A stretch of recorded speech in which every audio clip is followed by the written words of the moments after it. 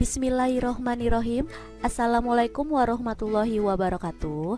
Apa kabar teman-teman semuanya? Semoga selalu dalam keadaan sehat walafiat dan dalam lindungan Allah Subhanahu wa Ta'ala ya. Amin ya robbal alamin. Pada kesempatan kali ini kita akan membahas tentang dinamika hidrosfer dan dampaknya terhadap kehidupan. Sebelum itu, jangan lupa klik subscribe, like, share, komen, dan tekan tombol loncengnya agar teman-teman semua tidak ketinggalan dalam video dan informasi yang menarik selanjutnya. Ada dua kompetensi dasar dinamika hidrosfer dan dampaknya terhadap kehidupan.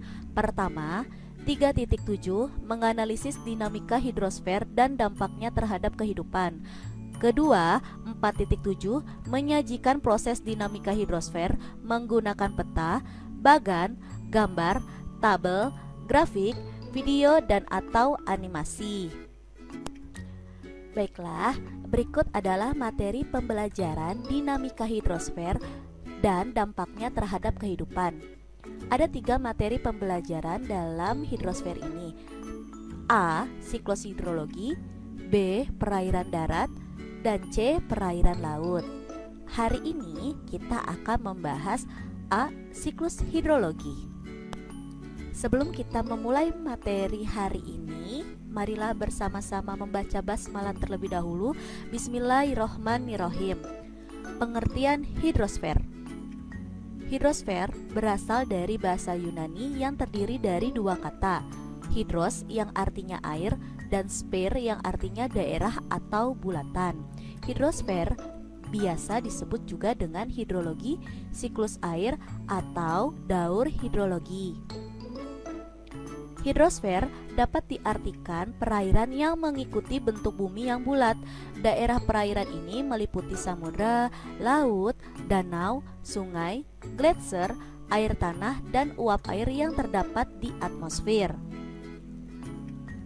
Air di bumi memiliki jumlah yang tetap dan senantiasa bergerak dalam suatu lingkaran peredaran yang disebut dengan siklus.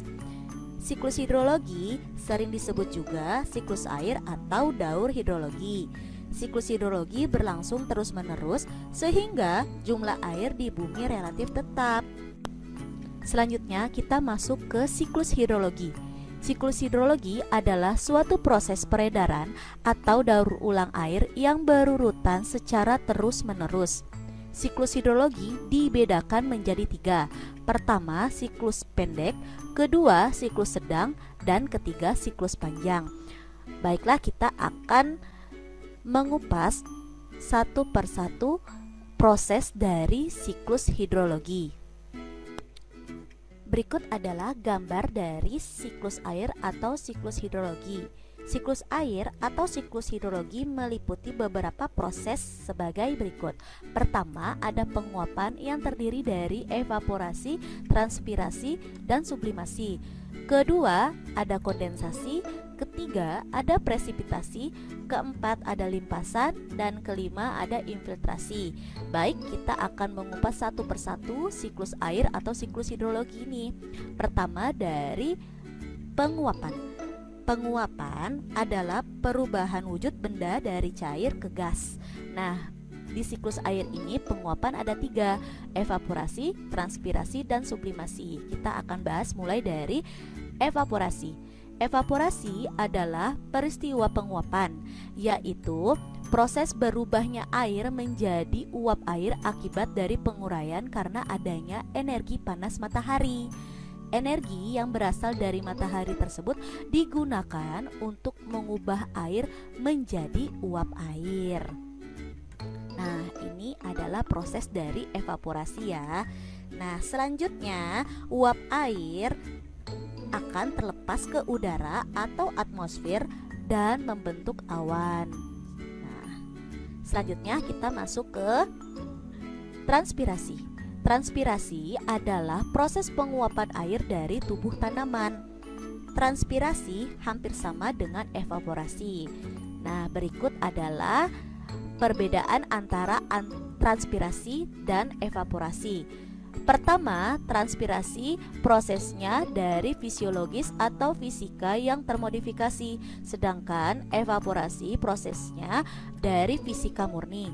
Kedua, transpirasi diatur oleh bukaan stomata, sedangkan evaporasi tidak diatur oleh bukaan stomata. Ketiga, transpirasi diatur dari beberapa macam tekanan, sedangkan evaporasi tidak diatur oleh tekanan.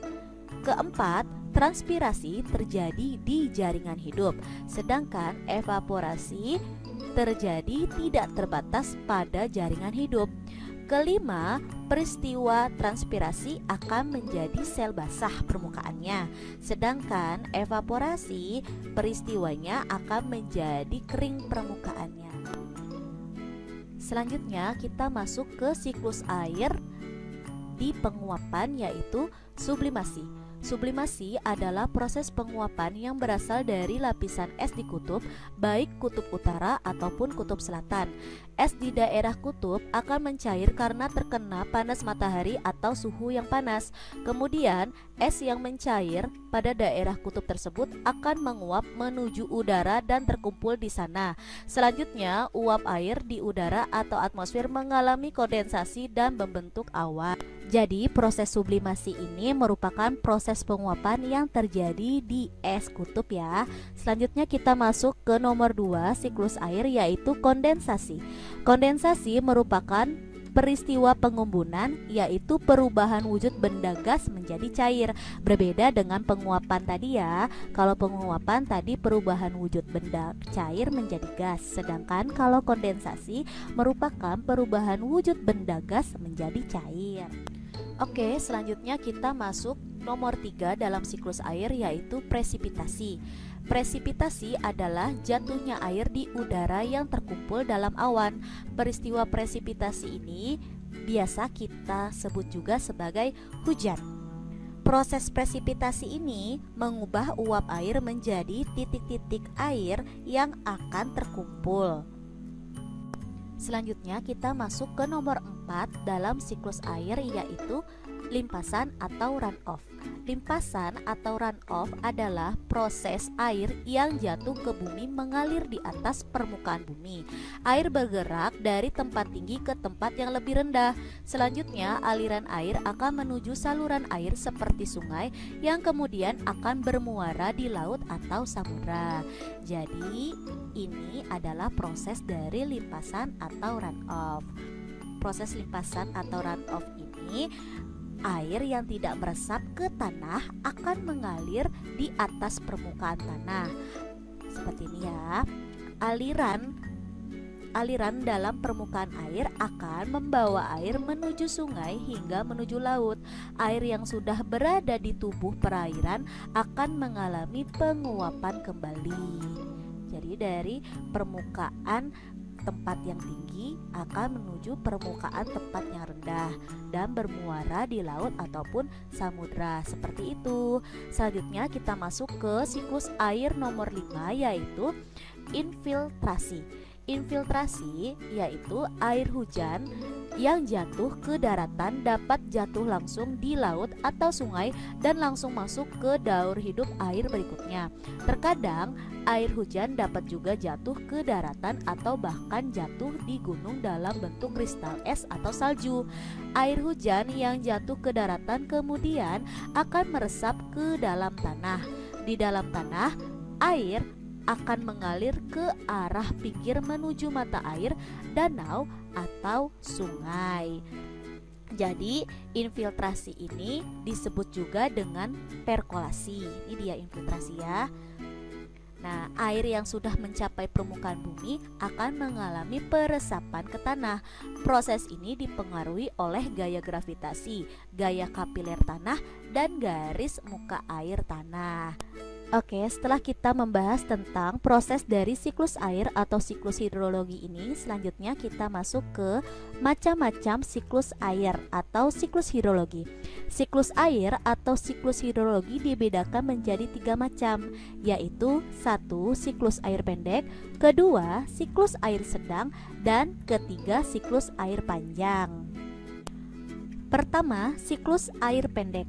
Siklus air pendek terjadi jika air laut menguap, mengalami kondensasi menjadi awan dan hujan, lalu jatuh ke laut. Berikut adalah tahapan-tahapan dari siklus air pendek atau disebut juga dengan siklus air kecil. Pertama, sinar matahari mengenai sumber-sumber air di bumi seperti laut, danau, dan lain sebagainya. Kedua, sumber air yang ada di permukaan bumi akan mengalami penguapan. Ketiga, penguapan uap air akan menyebabkan kondensasi sehingga dapat terbentuk awan yang mengandung uap air. Keempat, awan yang mengandung uap air mengalami kejenuhan dan terbentuk mendung ya awannya. Dan kelima, uap air dari awan akan jatuh ke permukaan kembali dalam bentuk hujan di permukaan laut. Next, kita masuk ke siklus air sedang. Siklus air sedang terjadi jika air laut menguap, mengalami kondensasi dan terbawa angin, membentuk awan di atas daratan, jatuh sebagai hujan di daratan menjadi air darat, kemudian menuju laut. Berikut adalah tahapan dalam siklus air sedang. Pertama, matahari menyinari permukaan bumi termasuk sumber-sumber air seperti laut, samudra, dan danau. Kedua, sumber-sumber air tersebut mengalami penguapan atau evaporasi.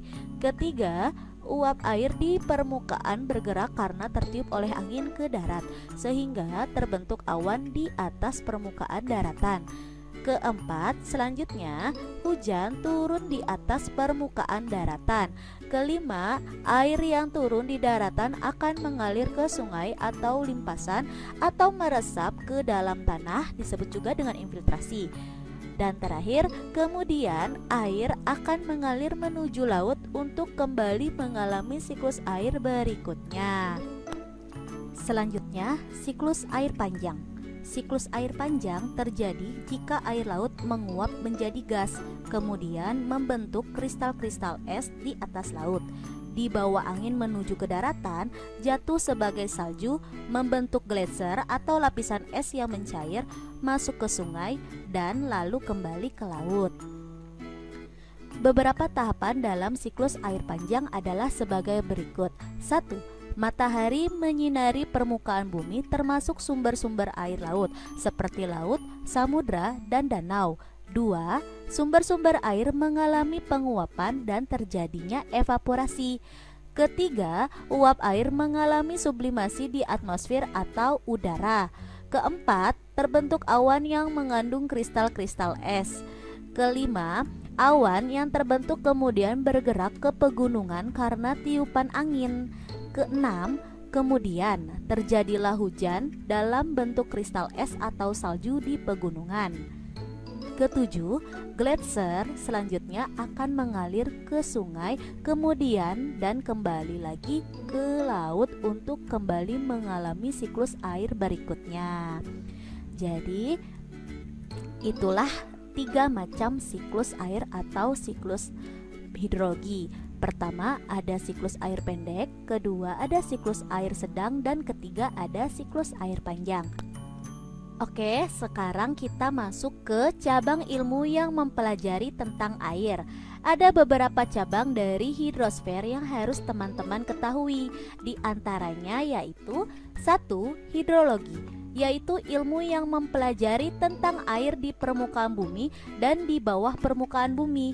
2. Geohidrologi, yaitu ilmu yang mempelajari tentang pergerakan air, persebaran, dan keberadaan air yang ada di bawah tanah. 3. Glasiologi, yaitu ilmu yang mempelajari tentang es, gletser, atau yang berkaitan dengan es. 4. Limnologi, ilmu yang mempelajari tentang danau. 5. Patomologi, yaitu ilmu yang mempelajari tentang air yang mengalir di permukaan bumi, baik melalui saluran atau tidak melalui saluran. 6. Oseanografi, yaitu ilmu yang mempelajari tentang air laut secara umum. Dan ketujuh, hidrometeorologi, yaitu ilmu yang mempelajari pengaruh unsur-unsur meteorologi terhadap siklus hidrologi di permukaan bumi. Oke, selesai sudah materi pembelajaran tentang siklus hidrologi ini. Semoga teman-teman mudah memahaminya ya.